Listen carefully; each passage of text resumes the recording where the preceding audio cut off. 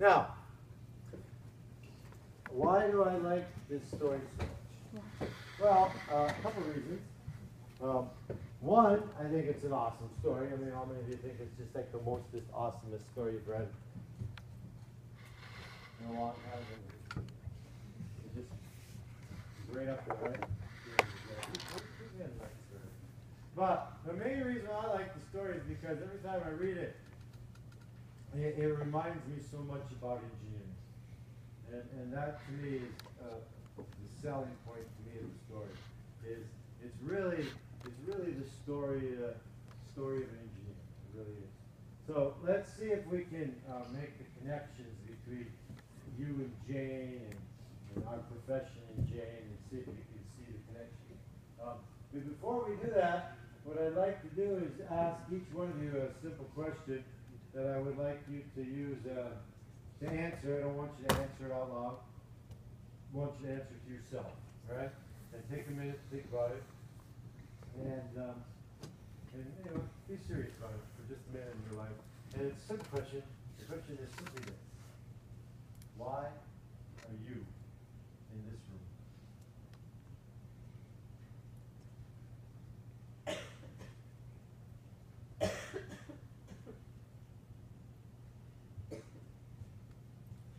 It's a question you should ask yourself over and over again throughout the rest of your life as you go through experiences and stuff like that. You should always ask yourself the question, why am I in this room? Why am I in this position? Why am I here? And even more than just why, how did I get to this room? How did I get here? Why am I here? And what am I going to do when I am here?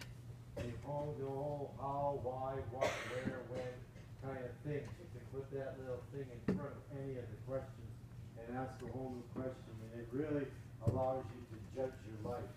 You know, why are you in this room? Well, obviously you're in this room to take this class. But why are you taking this class? You're taking this class because it's required for engineering. But why are you in engineering?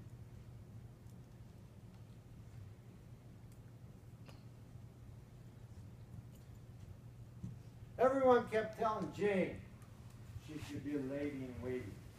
She should just learn her stitches and her sewing. Jane didn't want that. That was not her life. Now, whether it was a stereotype or whether it was whatever that was pushing Jane in that direction, all the forces around her, her parents, her authority figures, everyone was saying, this is what you should do.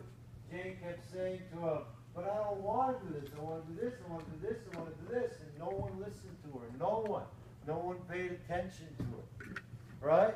And she's sitting up there in that room doing her stitches, and she didn't want to be there.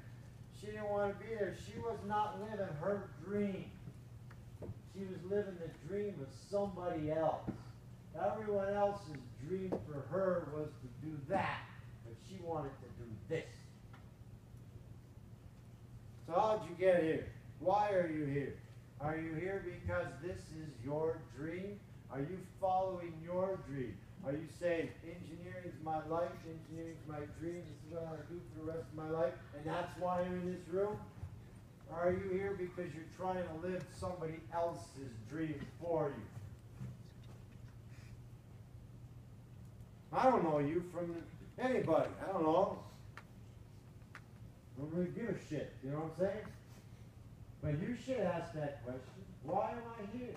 Am I living my dream, or am I being forced to be here because somebody else thinks this is what I should be doing? Well, if you don't want to do this, then why are you in the room? Leave. Do what you want to do. Why the hell do you want to spend the rest of your life doing shit you don't want to do? What do you think we got you doing all these writing assignments for? I want you to find out if this is your dream. We're having you do all this research. You ain't doing it for me. You ain't doing it for the writing. You ain't doing it for yourself, you idiots. I want you to answer this question, but I want you to make an educated answer. I want you to have material and background material so you can answer that question and come up with a legitimate answer to it. That's why we're doing all this stuff. I'm asking you a simple question. Why are you in the room? And now let's think about how you got here. Jane, she kept doing everything that everyone told her to do until she finally found her gesture. And her gesture gave her the confidence in herself.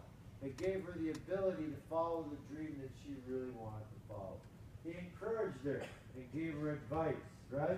Notice throughout the whole story, did you ever see the gesture practicing with her? Did the gesture ever work out with her? Did the gesture go to the mountain cave with her? No. The gesture was always in the background watching, and just encouraging, watching, encouraging, and always being there, right? And that was their role in Jane's life. So, who's your gesture? Every one of you got in this room somehow, and I guarantee it wasn't on your own. Someone helped you make this decision. Who? Was it a parent? Was it a family member of some kind? Some relative or something like that? Was it a neighbor? Was it a teacher, a counselor, an advisor, a priest, a minister? What? Who? Somehow somebody turns you on to something like this, and that person is then in the background watching you. And they're still out there watching. Because they want to encourage you, right? So when's the last time you said something to your gesture? When's the last time you went and thanked them? When's the last time you acknowledged their existence? When's the last time you went up to them and said, thanks for giving me a little advice that I've been able to use to go with the future of my life? When's the last time you did that? If you haven't done it in a while, why the hell haven't you? Seems kind of selfish on your part not to share something with somebody else, isn't it? So Jane made a decision. Once the gesture gave her that armor, she made a decision. And in the story it said her sewing got worse. Right? Her sewing got worse. And that's because Jane realized the sewing had nothing to do with what she wanted. The sewing was not going to get her to where she wanted to go. She wanted to be a knight. And the sewing was a side distraction. So Jane said, screw that crap. I ain't doing that anymore. Why? Because it doesn't lead to the ultimate goal that I want. All it does is gets in the way, it takes up my time. I don't have time for this crap. So she pushed it off to the side and ignored it. She said, I don't have time for side distractions. I am going to focus on what I need to focus on to become a knight. And what did it say? She practiced and practiced and practiced. She said, the practicing is what I need to do, not the side distractions.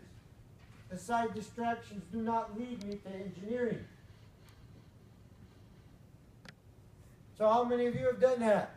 How many of you have set all the side distractions and pushed them off to the side and said, this shit is getting in the way?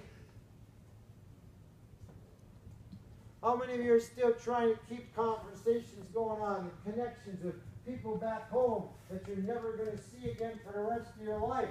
Why are you wasting your time on shit that's not leading to your final goal? Have you done that? Have you pushed aside all the crap? I mean, we've done everything we can with the academic side to make that happen. We got you living together in Forbes, half of you. You all take classes together. You're all engineers. We have eliminated the distractions. So, have you done this? Are you following our guide? Or are you running out and finding side distractions to take you away from what's the most important thing at hand? You are here to go to college, to become an engineer. And that's what you should be doing, damn it, is practicing to become an engineer, not all the other bullshit. So are you doing that? Or are you screwing around? I don't know. You answer the damn question.